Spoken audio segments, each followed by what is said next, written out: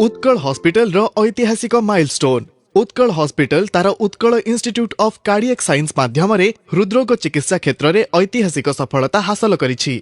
Hospital द्वारा ओडिशार प्रथम डुअल चैम्बर लीडलेस पेसमेकर प्रतिष्ठापन VIB TAVI और TMVR सफलतार सहित करा जाइछि। एही सफलता उत्कल हॉस्पिटल को राज्य में उन्नत और अत्याधुनिक हृदय चिकित्सार एक अग्रणी केन्द्र भाव प्रतिष्ठित करिछि। एही अत्याधुनिक प्रक्रिया रे कौनसी सर्जिकल प्रक्रिया किंबा लीड आवश्यकता नथाए, जहाँ रोगींकर जटिलता कमाई शीघ्र सुस्थता को सुनिश्चित करिथाए।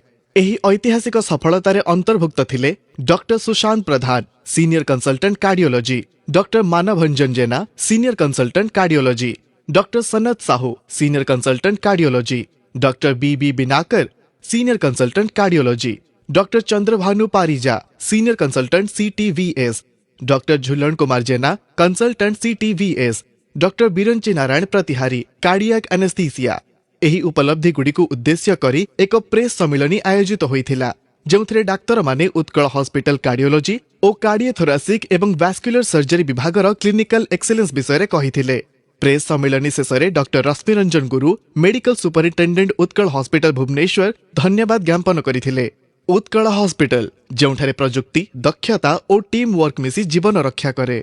मु तो केबे आशा कर नथिल देहरे एते थिला बोली या एटी आसला परे जमा पड़ला एवं मोर दीर्घ 10 दिन भीतरे मु मार्क पड़ली एठी एक्चुअली एटा हॉस्पिटल नु एटा गुटे मंदिर भलिया मते लागला, जोटी ICU रे थिवा भीतरे छोट छोट पिला माने जो माने जॉब करछंती तांकर भलो पाइबा